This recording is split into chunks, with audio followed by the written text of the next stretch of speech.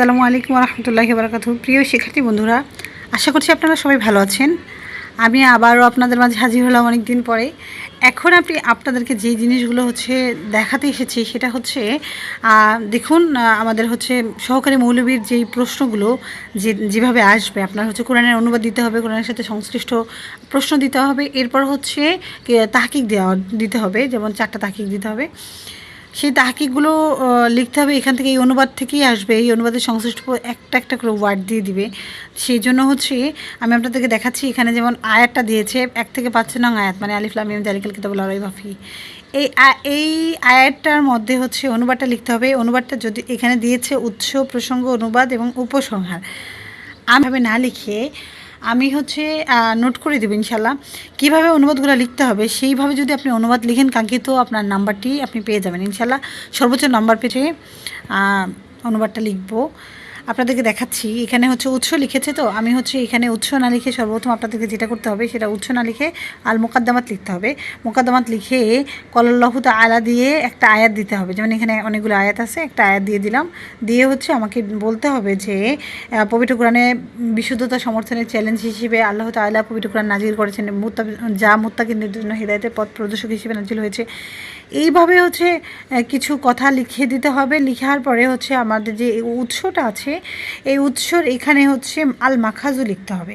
আল মাখাজু লিখে মাখাজুটা লিখতে হবে, যেমন Al Quran is the constitution of the world reveal from almighty Allah. এরকম একটা ইংলিশ লিখলাম।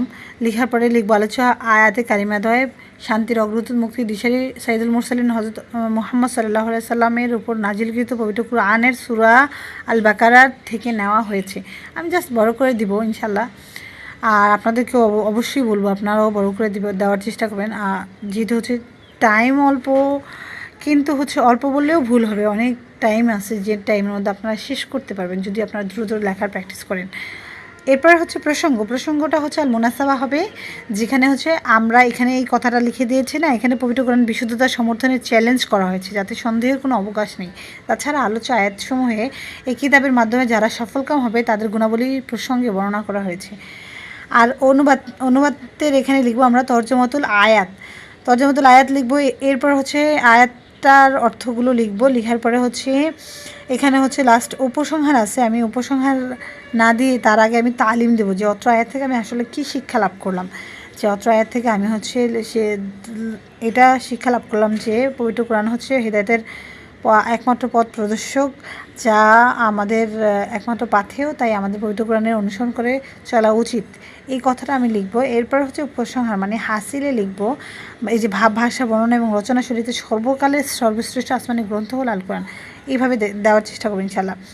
তারপরে দেখুন আমাদের অনুবাদটা শেষ হওয়ার পরে এই যে আয়াত সংশ্লিষ্ট অর্থ প্রশ্ন, যেমন আলিফ লাম মিম মর্মার্থ বর্ণনা করুন। আলিফ লাম মিম শব্দটা কী, এখানে ডাইরেক্ট উত্তর লিখেছে, বাট এই লেখাটা আপনাদের লেখা যাবে না। আপনারা যদি লিখেন সমস্যা নেই, কিন্তু আপনাদের যদি বেশি নাম্বার পাওয়ার ইচ্ছা থাকে অবশ্যই আপনাদেরকে এখানে মুকাদ্দামাত লিখতে হবে। আমি প্রশ্নের স্টাইলটা লিখে দেবো। যদি আপনাদের প্রয়োজন হয় অবশ্যই আমাকে কমেন্ট করে জানাবেন যে আমি কীভাবে লিখছি।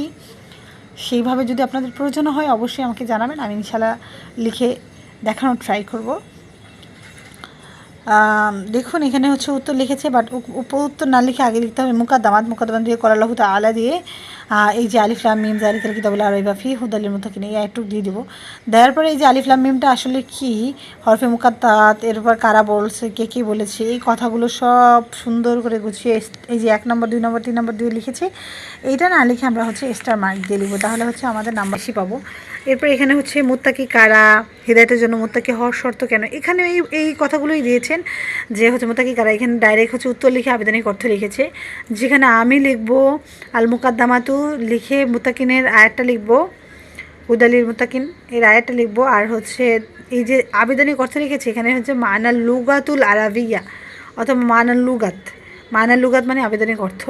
এরপর পারিভাষিক অর্থ মানাল ইস্তিলাহান দিয়ে এইগুলো সবগুলো লিখবো। হেদায়েতের জন্য মুত্তাকি শর্ত কিনা এই কথাটা লিখবো, আরবিতে লিখবো। লেখার পরে আল হাসিল দিয়ে দিব। তারপর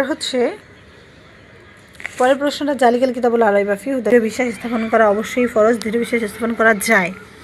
তারপর দেখুন তাহকিক মাত্র 4টা দিয়েছে, প্রত্যেকটা অনুবাদের জন্য 4টা দিয়েছে, কারণ 4টা তাহকিকই দিতে হবে। 6টা থেকে 4টা তাহকিক দিতে হবে।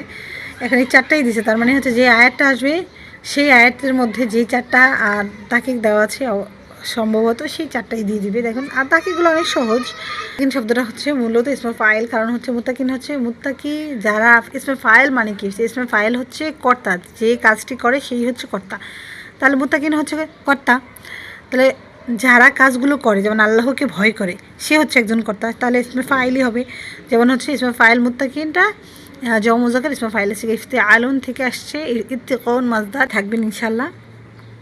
আমি প্রত্যেকটা আয়াত কীভাবে লিখতে হবে সেটা দেখিয়ে দেবো, হাদিসগুলো কীভাবে লিখতে হবে সেটাও দেখিয়ে দেবো ইনশাল্লাহ। তারপরে হচ্ছে পরবর্তীতে আকাইদের প্রশ্নগুলো, আরবি দ্বিতীয় পত্র প্রশ্নগুলো, তার আরবি কাওয়াইদগুলো যাচাইগুলো কীভাবে পড়তে হবে, কীভাবে লিখতে হবে সেইগুলো আমি ইনশাল্লাহ দেখিয়ে দেওয়ার চেষ্টা করব। আপনারা আশা করছি আমার সাথে থাকবেন। আসসালামু আলাইকুম ওয়া রাহমাতুল্লাহি ওয়া বারাকাতুহু।